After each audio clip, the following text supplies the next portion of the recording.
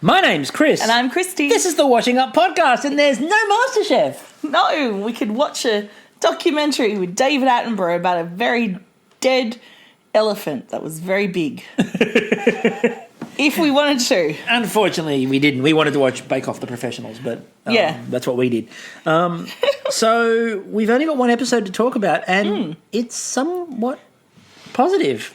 It is, yes. Like there's a couple of things, obviously, and look, that's been all over social media today. We can't hide that. But by and large, last night was pleasant. There's some good things to talk about.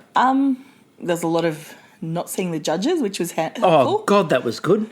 Wasn't it nice? I mean, there was a downside. We got Monty. We'll talk about Monty shortly. Who at first I was like, oh, this is a nice guy. Then I realised, there was a moment during the episode. There were lots of people tweeting out, Monty's lovely. Can we have Monty all the time? Monty's great. And then shit got real.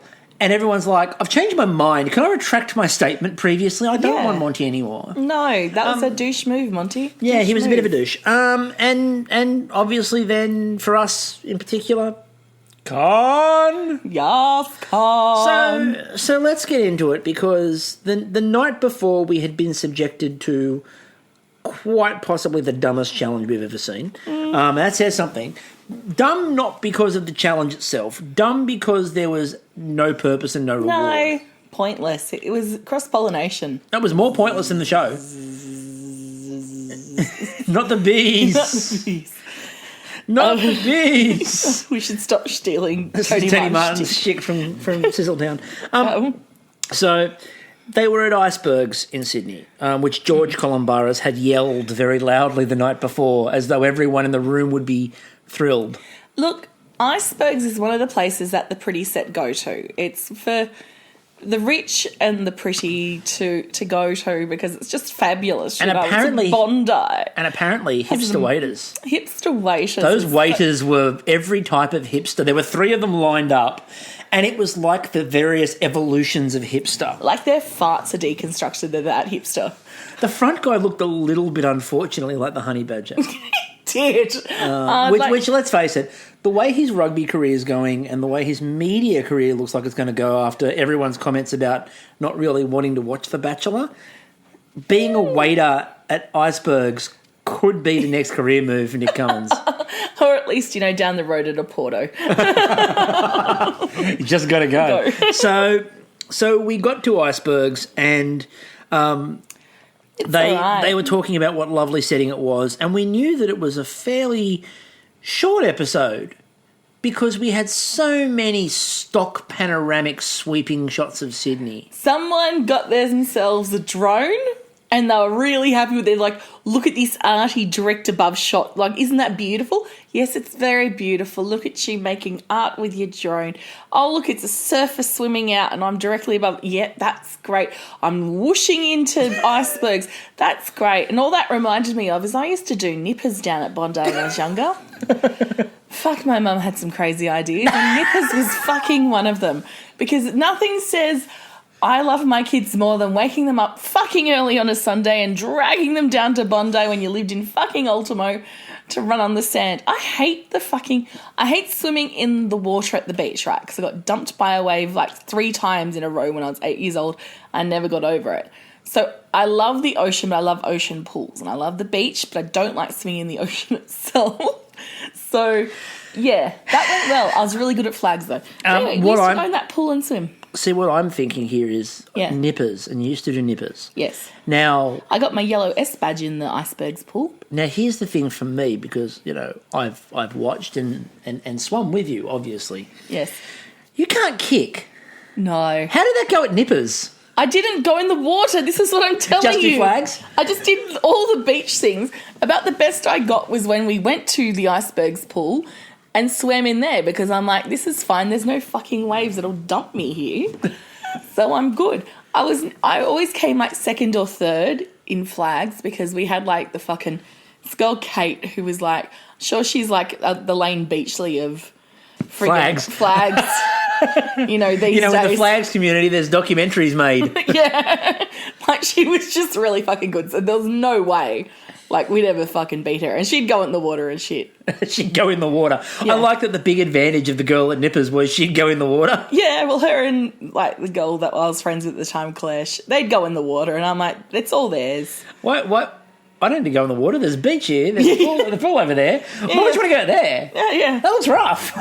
It's waves. They might dump you. They'll dump me. What else looked rough was the kitchen inside Iceberg. So let's get back into it.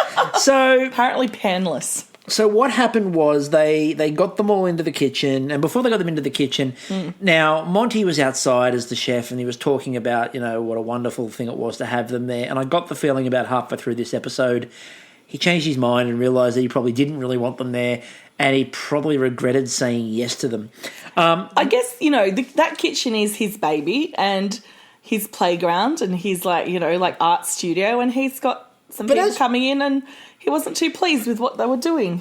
No, he wasn't. But well, before we get into what actually happened in the kitchen, Ben obviously had the most amazing, triumphal, greatest power in the history of mankind super apron power thing. Well, he didn't really have a choice because his choice was fish. His choice was fish. One of my favourite Henry Rollins lines of all time, your choice is fish. And he obviously picked the fish course, and everyone went, oh, wow. And then George was like, yep, because you cook fish like nobody else I've ever seen. Pause. Let's rewind to Gordon Ramsay week. Throws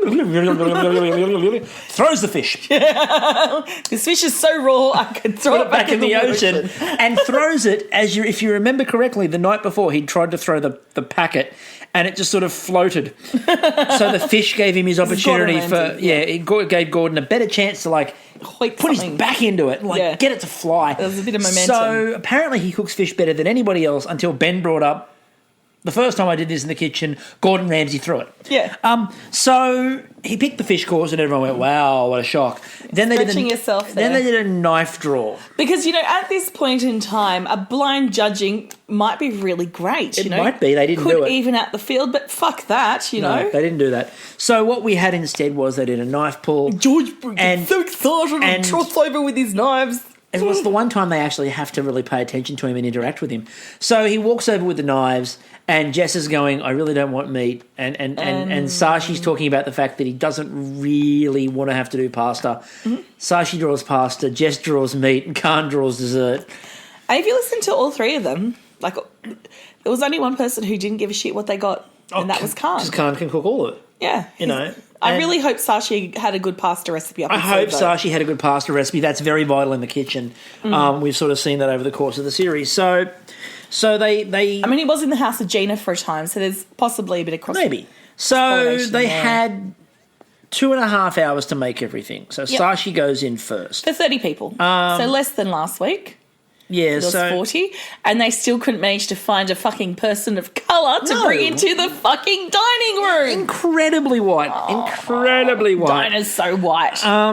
Must have had all the Channel 10, staff over in there. It's the KKK's omnivore meeting. With two icebergs. So it was 2.5 hours, and it was staggered starts, and my thought was that Khan, popped down the road to Sanchuro and got himself some food. Went down to the Bondi Pavilion to check out what art's going on. wanted to make sure that it was all good. Knocked up on what's her face is no, she's not there anymore. That Kate Fisher is she? And she's who knows where she is. Last time I saw her, she was coming out of a 7-Eleven or something on one of the tabloids, yelling at them and trying to resurrect her career through her old means. So we have Sashi goes in first.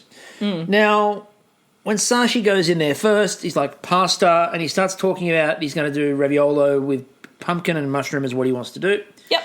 And he goes, they're great flavours. That's a really good idea. Now, the problem is that Sashi, he's been rattled, and we've talked about this. The last few weeks he's been rattled because the judges have been dicks. Yeah. And last night, and we're going to talk in a minute in more depth about Monty and the way he interacted with Sashi. Yeah. But to start off on the major issue, in terms of for the cook, Sashi didn't know where the pans were because they obviously didn't do a kitchen induction, which seems to be ridiculous at this stage of the competition. Well, if they didn't do that and they did do a kitchen induction, Obviously, it wasn't good enough because Sashi didn't know where things were. Yeah, that's a problem. Or he was not paying attention. Yes, I would assume that he would have been paying attention. Yeah. It's kind of at that stage of the competition.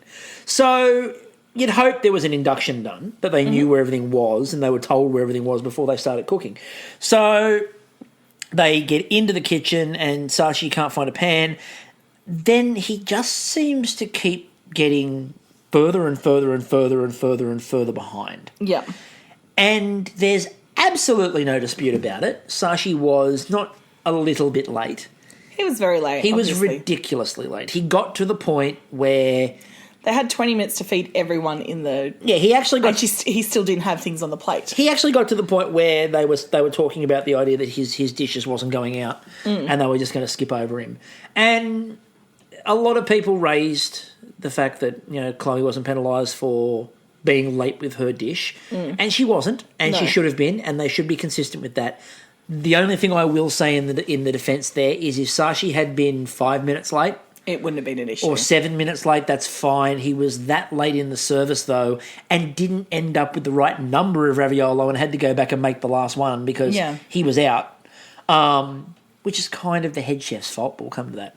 And so Sashi was way behind. Absolutely no doubt about it. There was no way that Sashi deserved to be the person to go through off that cook. Absolutely. He didn't do a good enough job of And it. his flavour pairings lost it with the mushroom sauce. And the red wine. Yeah. It was a red wine. So the mushroom and the pumpkin and the red wine. So if he'd have done like something like, I don't know, just a simple tomato sauce to go over the top, Or cream. A burnt butter. Something Butter that was a and bit... Yeah, sagey. something that wasn't quite as tart, like the heavier, the red wine and the... It's just like if it was a beef filled raviolo, different. Yeah. But it's just not a tomato quite or right. a cream. And it seemed to me that he's just sprung back, 2 nights ago where he had to cook down a mushroom consomme. Yeah.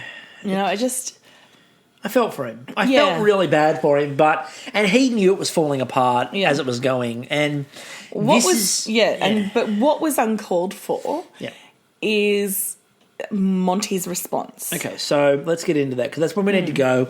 And the good part about this is that this is probably the only negative thing we're going to have to talk about. So let's get it out of the way because it's a big one. Monty's a dick. Yeah, I don't know if it would... Like, he's obviously under the pump. He's not a professional chef. He's doing... Like, if you're in a kitchen, right, and that was happening, you'd call people off their jobs to come and help you out, and it wouldn't have been an issue. There would have been assistance with figuring out the ingredients, what you're going to cook, the time frame, blah, blah, blah. But this is one guy serving one dish that he's got no one to confer with, and just people breathing down his neck. And he's like, and what do we say? And what do we say? And what do we... He was really condescending. What do we say? We say sorry, don't we, Sashi? We say, don't we, Sashi? We say sorry, Sashi, because we're really sorry that we're making them wait, don't we, Sashi? Okay. It was that way that he said it, which was just disgusting. Look, the idea of breathing down someone's neck in a professional kitchen is fine. It was the condescending at the pass in front of the waiters and trying to break Sashi down as a person. That is not called for. No, and the other thing too is if Sashi wasn't acknowledging, because at first I'm like, oh my God, maybe Sashi's being a dick here. And I'm like, no, wait. Here's a guy under pressure. English is his second language. He's focused on getting these raviolo out. He does care about what he cooks. Has he got the brain space at this time to translate what someone else is saying to him that's not relevant to what he's doing? Yeah, and probably not is the answer to that because he's processing how to get this out because he's actually flustered about not getting this out because there's a guy breathing down his neck telling him he's a failure in life for not getting this dish out. The other thing I really got pissed off with last night with Monty was this narrative of this is my reputation and my restaurant on the line. All those fucking people in the restaurant are paid fucking extras. Yep. Right? They are, even if they're not paid extras, they are people who put their name down not to eat at icebergs. They put their name down to do a Masterchef challenge. And let's look at what actually hurt your reputation, Monty. It was your attitude. And the social media backlash today, which he responded to by being a bit more of a dick. So... Yeah, it's like, lose the fucking attitude. You cook food for a living, dude. You're in one of the most privileged areas in in the world, I would say, you're at one of the most privileged restaurants. Your clientele are some of the most privileged people who come in.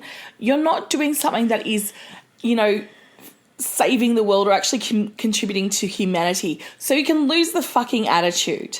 And I had most of the feedback that I had today with people disagreeing with us calling him a dick were people who were... Obviously chefs. They were chefs who seemed to be better at the competition. And the main feedback that I got was people going, oh, well, these people have never spent a day in a professional kitchen working. They don't know what it's like and they want like a free pass through their career. Well, they get a crash course in this now through this and they're going to learn the hard way. And it's fair they go through this because they don't go through anything else. Fuck off, right? When you were learning and making mistakes in the kitchen, you didn't have a camera crew filming it and showing it to almost 1 million people in the country. Yep. Right? You're learning in front of the public. And if your industry has a shit culture, which it does, everyone you talk about within the hospitality industry, there will be pockets of places that are great to work at and will have a great team and whatever else. But overall, the industry, which is responsible for underpaying migrant workers, underpaying Australian citizen workers, not paying people overtime, exploiting people, having a culture of bullying, there is something intrinsically wrong because that is not on. That is not a healthy way to live. And that, I have to say, would have to be egos and toxic masculinity. Oh, yeah. So the other thing was we talked about Sashi not getting guidance and help and being, assisted. Ben comes up second, right? Ben was cooking his fish. He was going to do a zucchini puree and his sauce with capsicum, tomatoes and almonds, and that was the sauce. And the sauce had no flavour. Yep. And his puree had no flavour. And he couldn't work out what to go with the fish. And what happened was Monty took Ben by the hand and led him through the process. And then when he tasted the puree, went, this is crap. There's no flavour in this whatsoever. And then told Ben how to fix it. And when that went out the second time and the judges tasted it, oh, Ben's a master of flavours with all of this. No. Monty was a master of flavours. Ben just took instruction very well. Ben just did exactly what he was told to do. Did the dish look good? Yeah, it looked great. Good. Outside of the fact that he was going to serve what looked like vomit. Right? What he had been working on, that capsicum and tomato thing, it was vomit. It was a bowl of vomit. Yep. And he was going to serve that with the zucchini puree, and everyone went, that looks disgusting. And Monty told him how to fix it, and he fixed it to what Monty told him to do, and the judges went, that's excellent. And that was a bit of bullshit too. And then they've now changed their narrative again to Ben has been presenting us with sophisticated dishes over the last few weeks. Cut to a couple of days ago. When we're talking about there's no sophistication we here, like your it's all basic flavours. We like your basic ribs. Yeah, it's hearty, it's delicious. People do like hoity-toity, finessey, skills-based shit, and you bring this out and we like that. Yeah, what's the narrative? Is he fancy or is he basic? Which is it? We don't care which, but pick one. Pick one, what I would argue is that he's mediocre, and like a white man breezing through life, a white man's mediocrity is, another white man's fucking superiority. So that's what he's narrating, or that's the narrative that is clearly coming through the TV. What wasn't a negative, however, was Jess. That young woman, that's what we've been waiting for, is actually doing what they're saying that Ben is doing. Jess has gone through a fucking cocoon stage over the past, I'd say, 2 weeks. And I was a bit umming and ahhing about Jess being in this finals week. But last night, she got in a bit of a flat, but I love Jess because she's like emoji face woman. You know what's going on because either there's hearts in her eyes or there's tears out the side or there's a big smile on her face or there's like a slanty mouth. Or she's looking absolutely terrified of something she has no idea what it is. Yeah. It's just like she's an emoji face woman and I love her. And last night she had her shit together. She came to plating, and it was beautiful to watch. What I also loved last night, it was very subtle, and I don't think she was trolling. but you could have taken the fact that she served her meat on a celeriac puree as a little bit of trolling Ben. Yeah. But what I will say with Monty was Monty did take a very different tone to Jess. He was brutal with Sashi. He was a bit ferocious with Ben, not hugely. He helped him a lot too. But then he did sort of up it a little bit on Ben towards the end. Jess, from moment one, it was, you've got this, I believe in you, you've got this, you can do this, I believe in you. It was a very different tone with her, which, probably should have been a bit more of the tone in general. Yeah. But Jess with meat, as we said, she's needed to work on this for a while now, and the judges a couple of times have sort of told her off for doing it. But I think that she's, again, we said all the way along that the younger contestants have grown up watching the show. Yeah. They know that you need to be able to do a bit of everything. Yeah, you need to be skilled in all aspects of a kitchen. And again, Jess, we've been saying all the way along, it's about development. She's showing some development now. I mean, I would like to see it a bit further along, but that's not her doing. That's other people telling her, it's just you have to cook, blah. More proof of my premise last night, which was if Jess didn't come into the kitchen this year, if she gave herself 3 years to, say, travel, get some work experience, fuck around at home. She'd run away with it. Eat a lot of different cultures. She would come back when she's 23 and shit over everyone. What? And be an Australian sweetheart and be nabbed up and given her own TV show. The other thing was, by the way... It would be called Emoji Jess. It would be. It would be emoji. It'd just be a face. It'd just be a face. Emoji the cooking show. Emoji the cooking show. Today we're cooking with emoji. Cooking with emoji. Today we have eggplant. Cherries. That's a show. Oh my God, emoji cooking. You send an emoji through to whoever's hosting the show, Jess in this case, and they have to cook with that ingredient. Yes. I love that idea. All right, don't take a Channel 10. We know it's sweeps, don't take that. Right, and just further on that, to go back to Sashi for a moment, remember a couple of weeks ago when Sashi wanted to make fettuccine? And they laid into him about the idea of making pasta? Yeah, because he was going to fusion it. Would have come in handy here if he'd been allowed to make pasta previously. Absolutely. So Jess did an amazing job, and her flavours were quite good, although when the judges did the tasting, they went, it was really good, but... Well, we love Ben's, and Ben was clearly going to win this challenge. It was Ben's, and it was only Ben's until... The man that is unfuckwithable. You know, when you see those people who have a fucking diamond-cut, bulletproof exterior, who just know their shit, even Monty did not fuck with Khan. Well, the interesting he part joked with Khan, around with Khan. Well, the interesting part with Khan, as we said, they fucked with him a few weeks ago and rattled him a little bit, and he's come out the other side of that and gone, fuck you, bitches. Yeah, I gotcha. Fuck you, right? I made an absinthe granita. Guess what? It melted. You know what? Don't care. He's like, I'm a gay Asian male in the entertainment industry. You don't think I have Who loves mushrooms. Yes. You don't think I've had to put up with worse shit than this in my life. So. Now, what he did... when he walked in there, Monty he goes, what are you going to do? And he goes, I've got 2 options for an Italian dessert. He goes, okay. He says, the first... And okay. On Twitter, Khan had trolled us and said, I'm looking at doing a coffee panna cotta. Because we were talking, we messaged him and we tweeted to him, and he tweeted back to us, this is Orcs, guys, because I'm so making a coffee panna cotta. And I've gone, well, a panna cotta is Italian, and we're all trying to justify it. And I'm like... Robert's going, it's your first one, so that's okay. He's using his panna cotta card, so that's okay. I'm telling him that I love coffee, but I hate panna cotta. Oh, my God, I'm ripped in two. I don't know what to do. And then he doesn't do that, and we're like, you fucking asshole. He's like, king of trolls, bitch. You are an asshole, but an awesome asshole who can cook. So, he had 2 options. Tiramisu. He said, what are you going to do? And he goes, well... I was thinking of tiramisu because it's a very Italian dish. And he goes, what's the other one you were thinking of? He goes, I was thinking figs with honey ice cream as well. Which, by the way, just to give him the due credit, Aldo made that in... oh, did he? Yeah, Aldo made that in Honey Week.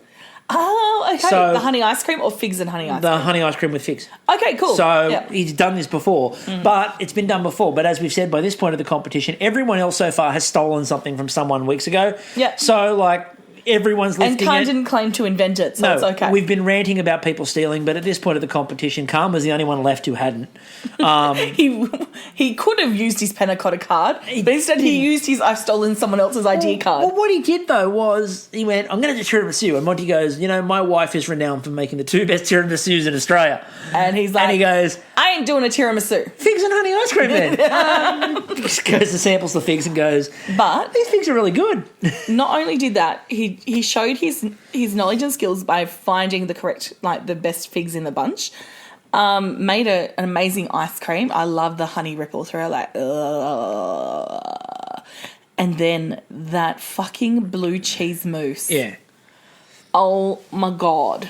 Yeah. Get in my belly. Now, the one thing I will say about this challenge in general, and Anne Gripton on Twitter raised this, and I do agree with her, part of the problem with this, with doing it this way, and I like the staggered challenge, and it's an inherent problem, unfortunately. Whoever goes first gets instantly smashed. Yep. And whoever goes last has 2.5 hours to think it through. Well, the other thing too, Sashi had to think on his feet and go straight into the kitchen and cook something. Yep. Ben got a little bit more thinking time. Jess got a little bit more thinking time than that. Khan got all the fucking thinking time he needed, at least 2 hours worth. Now, what I will say, though, is I agree that could be... That's a big... I mean, it's an unfair thing for whoever goes first. In this case, it happened to be Sashi, but anyone could have got that knife, so that does make it random. Yeah. But the other side of that is, if you've got 2.5 hours, what we've seen in this competition is everyone overthinking, and they were stuck in that lounge with George fucking Columbaris. Oh, my God. Somebody who would have just... Where's the knife block? Who would have crapped on about the idea of what they were going to be cooking. And it's like, okay, I don't want him to fuck me up and give me all these stupid ideas as to what they were after. And you can bet that probably happened. So Khan served up his, and they go through all of them, and they're like, this was excellent, this was wonderful, this was wonderful. But Khan, and look at him, that was amazing, and that's exactly what we were after. Bang. And you just saw, everyone, and Twitter erupted in this moment of joy. Ben looked fucking annoyed. He did. But Twitter... He'd been looking quite smug and quite happy with himself all the way through. I've got this is mine, this is so mine, and lo and behold, not yours. Look, Twitter's been a bit of a dark place recently, but dear God. It was amazing. It was joyous. It was joyous. Twitter, and it wasn't just because Khan won. Twitter was joyous because we saw, and what a lot of people commented on, what we saw, especially out of Khan and Jess, were people being creative. Yep. And even Sashi tried something outside his comfort zone. We saw 3 of the 4 be ultra creative and do something way outside their comfort zone in the last week and put it all on the line to try to do something magnificent. Because Khan is not known for his desserts. He's put up good desserts, but he's not the dessert king. And Jess isn't known for her meat, and she put up an amazing that. And look, Sashi had big problems. But they said the flavour wasn't too bad, apart from that the balance with the sauce. They said the flavour of the actual raviolo was lovely. Yeah. Right? So you had people trying stuff. And that's what we've talked about a lot. You want people to try stuff. Ben did Ben. And that's okay. But you've got to accept that that's Ben doing Ben and not try to sell it to us as a culinary revolution. No, that's Monty doing Ben. Yeah, but what they tried to do with the judges, what I'm saying is the judges tried to sell it to us as a cultural revolution. Yeah. And it's just Ben doing Ben. And if you acknowledge that it's Ben doing Ben, no one's really going to be pissed off with you. No. Because we're like, yeah, okay, he's doing Ben. Good. Yep. That's a Ben thing. Sweet. Cool. Just acknowledge it. All right? But Twitter was so happy because people tried, and it's been a bit meh in terms of people stepping outside and doing different things. We also, as you pointed out last night, had a dessert that wasn't a panna cotta, and it wasn't a parfait, and it wasn't a mousse base, and it wasn't a sphere. There was a mousse on it, but it wasn't. There was an ice cream, but it wasn't the main part. We haven't seen, we didn't see a parfait, we didn't see a sphere, we didn't see a granita, we didn't see all the stock standard tropes of Masterchef. Ice cream hasn't been that much of a trope this year because they've been doing bloody panna cottas and granitas. But there have been a lot of ice creams. Yeah, but it hasn't been as much of a trope as the parfait. I think it's kind of been a panna cotta granita year. Yeah. It feels very granita. Lots of granitas. Although I would argue that there's been more broths than granitas. Oh, broth is the complete dominant. Broth is the total dominant. Yeah. So Khan goes through to be safe and is through to semi-finals. He's top 3, which is so well deserved, and I'm really fucking glad he's And there. the other 3 have to cook on a boat in Sydney Harbour, which seems like a really... I really hope the guest judge is T-Pain. Johnny! Never thought I'd be on a boat. All right. It's a big blue watery road. Decided, look at me. Oh. Anyway, moving on before they sue Never us. thought I'd see the day. Because obviously you can't tell the difference between the professional recording Yeah. and this, which is exactly the same. So what I did tonight was we put out a call because there was no Masterchef. No. And because Twitter was left in a joyous mood last night. And it really was, even with all the Monty shit going on, Twitter about the competition itself was more happy than I've seen it in a long time. Yeah. So we want to ride that wave of positivity. So use the hashtag MasterChef yes to go I like against it. my MasterChef no from the other night. Tonight is like Yoko Ono night. Yes, where you walk up the ladder I know. and you get the little magnifying glass and you look at the message on the ceiling and it says yes. And then you break up the Beatles. Yeah. So what we decided to do tonight was we wanted to hear from you and we wanted to hear what you thought the positives this year have been.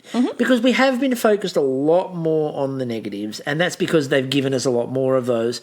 But there have been some beautiful moments this year. Yeah, like, for example, one of my highlights was when Nigella came over to watch Huda make the pulled... That's my favourite sugar. moment of the series so far. It was just... It's I really had high hopes. Like, I remember better days in the MasterChef kitchen. Yeah, that was absolutely glorious. So what we've done is we've asked for people on Twitter to give some feedback. So we'll go through some of these options and just sort of talk to these points. And there's a couple of them that are common running themes. I'm going to start with Victoria on Twitter who pointed out that Huda being her humble, amazing self was her first... Oh, yeah, absolutely. wonderful thing. And that was sort of backed up by Austenite, who said that she was amazing and brought authentic food from her own experience and techniques that she was giving masterclasses to Nigella and the judges, which was fantastic. Yeah. Again, couldn't agree with her any more on that. Reality Noms on Twitter said beautiful, down-to-earth people like Hodder and Samira. Again, totally agree with that. Leah talked about the idea of Khan and Hodder when they teamed up to make the Crockenbush, which was absolutely amazing and wonderful. Josh said Hodder and Brendan and their leadership as team captains when they did that. And we had a lot of people saying Hodder in terms of just contestants, and that's fine. So well done, Hodder, header. Honda, our favourite mispronunciation Huda, of your Kuda. name. Huda. Honda. I think in terms of the other contestants have been a joy to watch. Aldo. Aldo was Like, wonderful. we knew he would be a Well, short remember, we burn, go but back a to the- crazy ride. Remember, we go back to the first episode where I did tweet out, Aldo will only be with us for a few weeks, but what a few weeks. And we all thought that he was just there as a support person. Yeah. Because he was just in the background of everyone's shop looking happy. And the answer was, it was just Aldo. And he's there hugging Gina's mum and just like... I thought he was a member of So Gina's did I, family. so did I. Right, that was amazing, and that sort of joy when you think back on that. A lot of people, Victoria was one of these people who turned around and said episodes where we didn't see the judges. Nobody really mentioned the judges in the positives. I will say there were a couple of mentions here and there. Only one judge was mentioned in positive though. Austenite mentioned Matt Preston. Because he was the only one who actually showed any great enthusiasm. The other two were clearly phoning it in, which I agree with 100%. Absolutely. Although she did say, I'm willfully ignoring the horrible review. And Look, aren't we all? those golden clouds of sponge. Oh, shut up. The plumes of sponge. No, we don't need the golden clouds of sponge. Oh. We talked a lot about, there were a lot of people talking about watching Khan just in general. Yep. Especially with mushrooms. For me, it was Barossa week. Like, that's when Khan just, like, kicked out of his, like, came out of the closet, so to speak, the Masterchef closet. Yeah, Austenite commented that she liked the location feature of South Australia. Yes. But thought the week dragged, but liked the idea of South Australia. Nobody said a 3D printer, by the way. Isn't that crazy?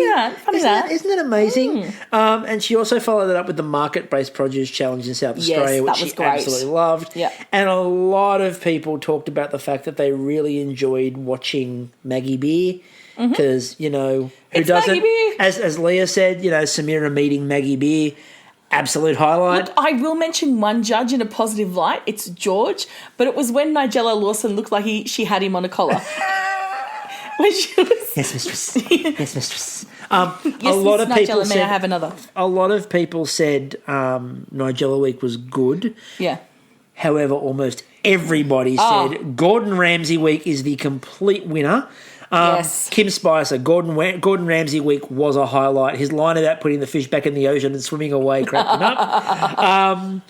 We also had Austenite also said Gordon Ramsay, but said more specifically his mentoring and constructive criticism and guidance, showing us what the Shannon Bennett role could be. Yep. Which everyone agreed with. That was perfect. Reality Norms also said that too in terms of that. We had a lot of people talking about that. There were lots of people saying the cultural diversity of the contestants. Our Wolf Mother said that. We also had Josh talking about the idea of that increased representation of cultural backgrounds and LGBTQ people and their visualizer. That was great. Let's not forget Meta. Like, he was so Meta beautiful. was so much fun. I'm still watching him on Twitter and stuff, and the things he's getting up to. Like, he just gets... Meta is like a little social butterfly. He's out there eating some really fucking delicious foods.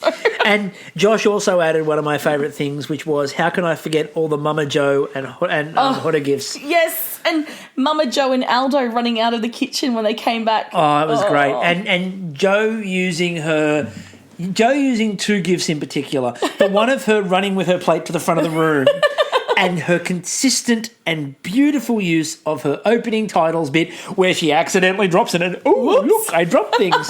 Every night on roll call, it's like, I'm here, whoops, dropping everything, which was, you know, my highlight of the credits. Maybe all of us on Twitter should do our own MasterChef opening thing. All right, I think we might have to. Everyone needs to pick we need to pick one person each, and we need to take a still photo recreating their video. I think we need to do this. Or you could even just video it, do your own, like, think outside the box, you know? You're going to be, like, rolling open a tin of sardines. I suspect, for example, on our Twitter, The Washing Up, on our YouTube at The Washing Up, I mentioned before, I posted the Not Quite Masterchef. I suspect that my Masterchef contestant may come back before the grand final, especially since he posted those videos and they hadn't given out the 10 grand yet. No. So I suspect once he finds out that he missed out on 10 grand and a chance to meet Prince Charles, and make him a massive royal like-bot. I suggest he might make a comeback on YouTube. So, is that a thing, a royal file? Yes, it is now. It is now. We had a couple of other things as well. A lot of people said Sarah's hair. Victoria said that. Kim Spicer added to this, which was one of the most wonderful things, because it was started as something that was a big negative, but ended up being one of the funniest things all year. As he said, Kim said that the humour that came from Neil Pandit, Tessa AMW, and myself and others being told that we were all Sarah.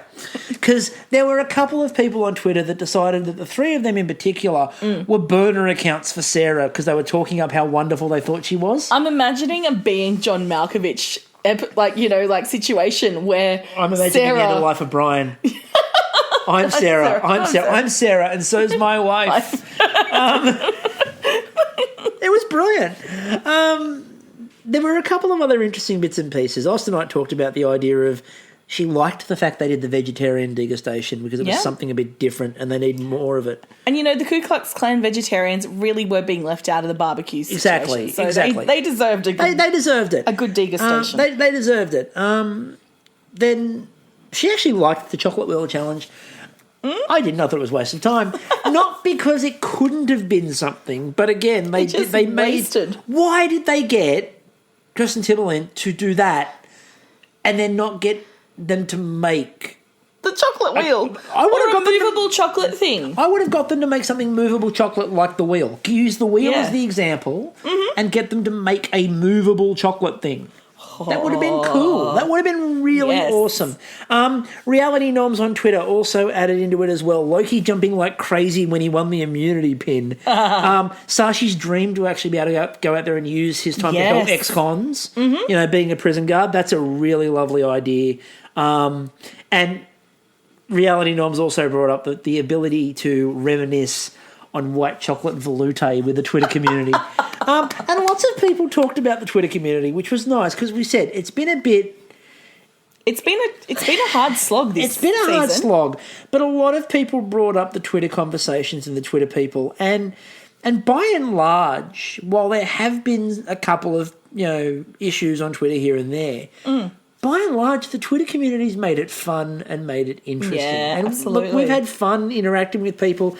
Asking questions of you guys has been one of my highlights. And learning a lot as well, like people getting different insights. And like for me, one of the highlights this year is actually meeting Josh. Yes. We haven't met face to face, but we have on Twitter and, he's been on the show now. So, some cool people that are around that also share a love of food. And shows and some of the interactions that we've had with said people on Twitter. I mean, we've sort of interacted with Kim Spicer, for example, in small ways previously. But finding out he's a Get This fan, like someone gets our randomness. I do have to apologise to Leah and Austenite in particular, and Brandon Black because. You forced them to watch? Most of the Bake Off crew, and I may have forced them to watch Masterchef but we're podcasting it. Why don't you come and watch it? Come and watch it. Come and watch it. And I've had to answer some questions. I've had to answer. I would really like to get Brandon on just to hear his thoughts. Brandon is one of the nicest people you'll ever talk to, and he's cut loose a few times. Yes. It's been incredible. I want to adopt him. He's just so sweet. It's been incredible. It's been wonderful. This year as well. It's sort of connected to the show. It's not, but it is. The honeymoon podcasting is actually a genuine highlight of mine. Part of the reason is while it was under terrible circumstances that we had to do that episode on the Gold Coast, it was one of the most fun things to have recorded. I'm surprised we actually made it back from Dracula. It was hilarious. With that amount of alcohol. There was a lot of alcohol. And also at the same time, we then also on that day... Got to have met Ben Ungerman. We got to go out and finally catch up with Ben and his family. And it was so gorgeous. And hang out with them. And we wouldn't get to do that if it wasn't for the show and Twitter and our interactions with people on there. And also from a more selfish standpoint here, said the feedback that we get from you. I've been really humbled by it. I didn't realise that we're getting so much positive feedback because Chris runs the Twitter. So, and he's gone to me and goes, because I was really like feeling down after the last podcast. And I said, I don't know why I'm doing this. Like, I really feel icky, to put it nicely. And I'm like, and you're like, just have a read of these. And you showed me all the amazing feedback we got. And it's just wonderful to know that. It's been lovely. I mean, 95%. They like us. They really like us. 95% of the feedback we get and the comments we get back are positive. The negative ones were hilarious. The other 5% make me laugh. We should apparently be unbiased, and we are apparently holding the judges to account for favouritism.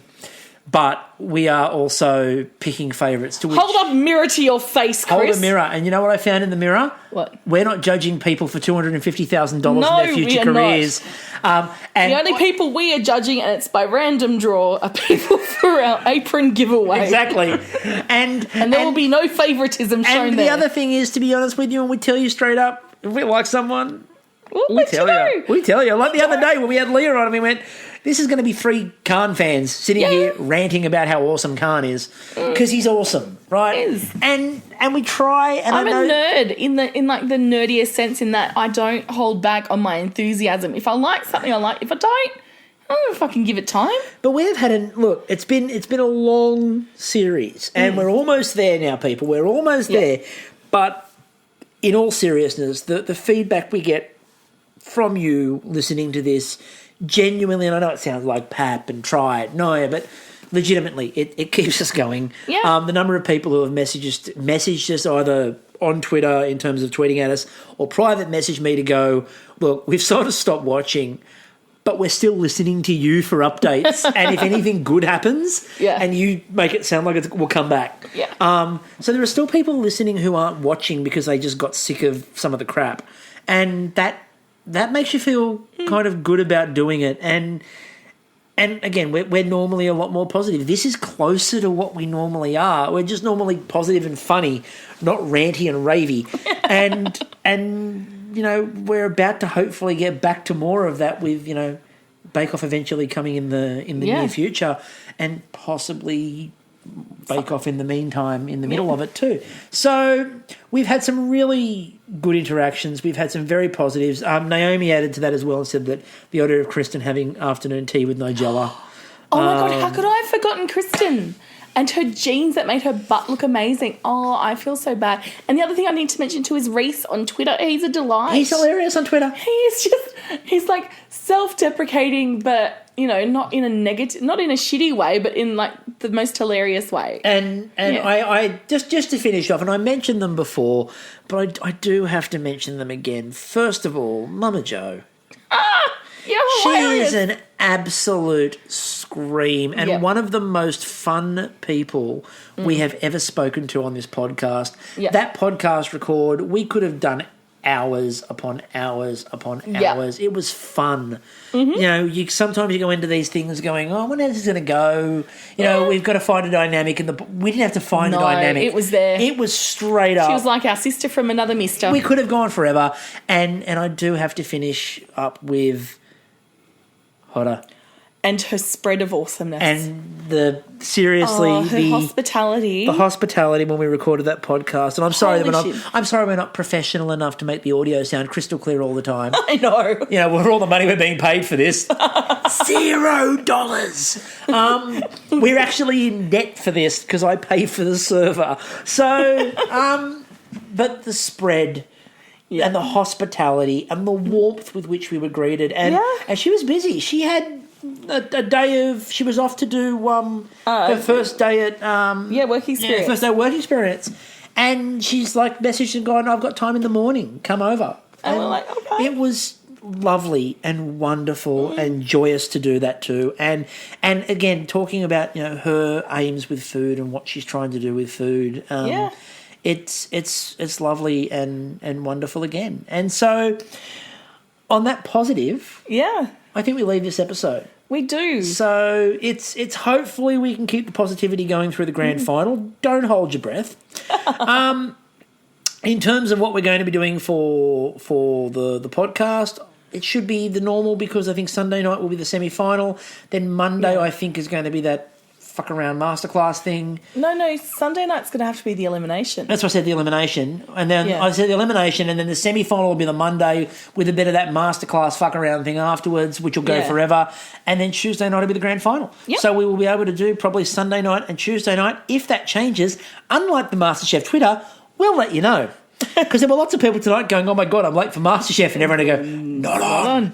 So you'll be very confused. You'll be like, wow, we've gone all English. I knew two judges well, that were English, food's really fresh. Yeah. What is David Attenborough doing on as a guest judge? I wasn't aware we could eat endangered species. Shit, George has lost it. Can we bring out the giraffe steaks? Until Sunday night, I'm still Chris. I'm still Christy. And we will catch you all then. Bye-bye.